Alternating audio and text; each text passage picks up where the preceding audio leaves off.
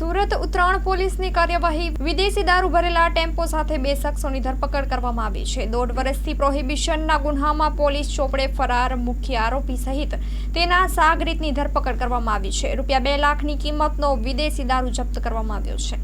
આરોપી નારણસિંહ ઉર્ફે નરેન્દ્ર ચૌહાણ અને તેના સાગરીત સરોજ લલન પ્રસાદની ધરપકડ કરવામાં આવી છે। વિદેશી દારૂનો જથ્થો 3 મોબાઈલ સહિત રોકડ મળી 3.4 લાખની મત્તાનો મુદ્દામાલ જપ્ત કરવામાં આવ્યો છે। બંને આરોપીઓ વિરુદ્ધ દક્ષિણ ગુજરાતના અલગ અલગ પોલીસ મથકોમાં 3 ગુનાઓ રજીસ્ટર થયેલા છે। ઉત્તરાયણ પોલીસે બંને શખ્સોની ધરપકડ કરી વધુ તપાસ હાથ ધરી છે। સુરતથી રિપોર્ટર સતીશભાઈ કુંભાણી સાથે કેમેરામેન ચિંતન ગજેરા।